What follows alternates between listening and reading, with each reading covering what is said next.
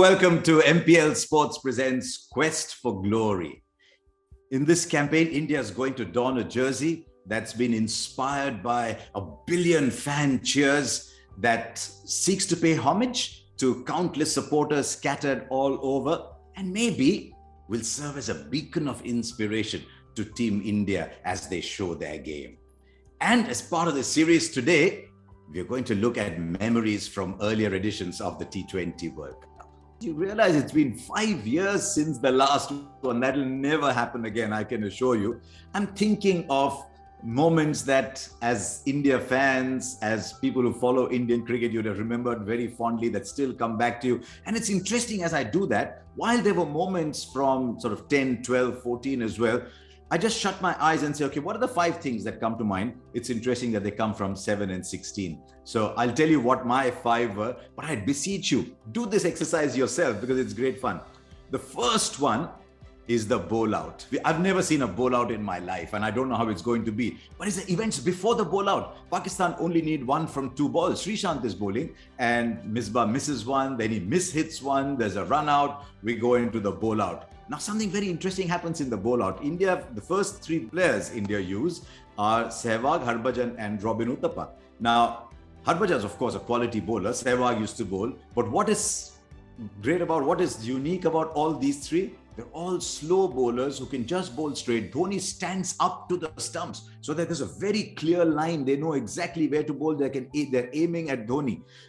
Pakistan, on the other hand, had Afridi, Yasir Arafat, Umar Gul, but what was needed that day was just a straight ball. You didn't need this beautiful outswinger starting about off stump or maybe just a 4th stump line and leaving him because there is no batsman to edge.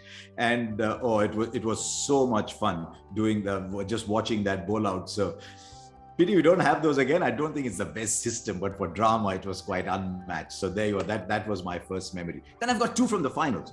We're in Johannesburg and at the Wanderers, the broadcast center, the media center is very, very high. You're almost looking down on the ground like a bird's eye view from the ground.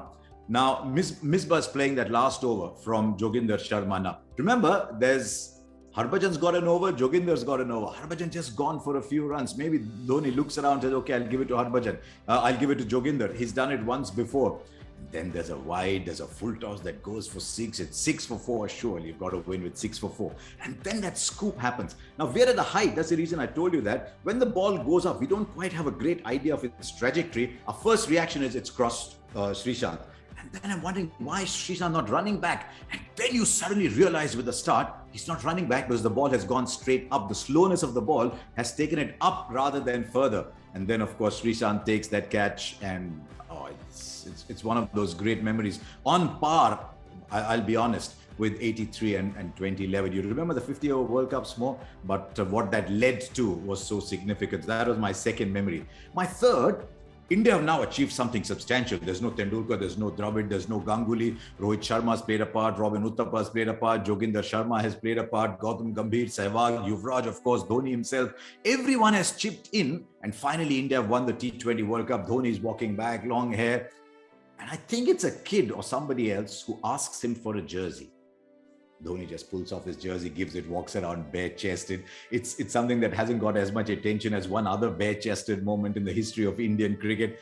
But it struck me then, and it was driven home in 2011, that on the big occasion, Dhoni wasn't charging up and down. He wasn't grandstanding. It was just another moment for him. When Dhoni lost, it was just another moment. When he won, yeah, he was happy.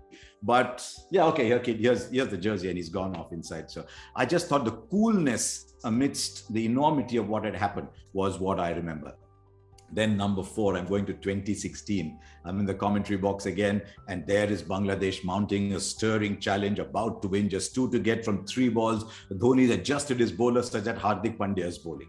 There might have been a premature celebration there as well, but then Mahmudullah, Mushfiqur Rahim, it comes out, it comes down to the last ball. Now imagine what Dhoni has to do here, and that's what makes this moment memorable. He's got to have somebody in the deep for the miss hit, because suppose what if the last man plays a big hit, top edge, goes somewhere, you've got someone to catch it.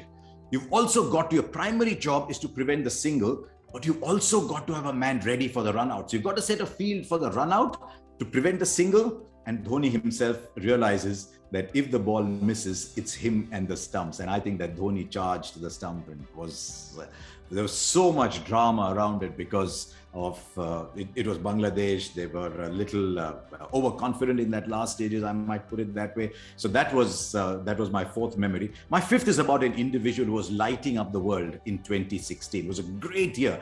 If you want to watch brilliant white ball batting, the likes of which you only see very rarely, watch Virat Kohli in 2016. There's a game against Pakistan in Kolkata. Reduced to 18 overs. We're lucky we get 18 overs, and that's only because the ground is covered. It's a huge occasion in Kolkata. India only have 119 to chase, but India are rocked back. And then Virat Kohli gets a half century, takes you home. Then he goes to Mohali. He plays that great innings against Australia. Or you must watch that innings against Australia. Then he comes to play the semi-final. He gets 89 in 47 balls. The other ones, 81 or 52 balls. And not a shot played in anger. Kohli is just playing. He owned the situation there. And to watch Kohli bat in T20 cricket in 2016, I'm not even talking about IPL that came later, but just to watch him bat like that was fantastic. So those are my memories. I'm just hoping that the next time I do this memory piece, there's one that is a little more recent, maybe from the UAE. MPL Sports presents Quest for Glory.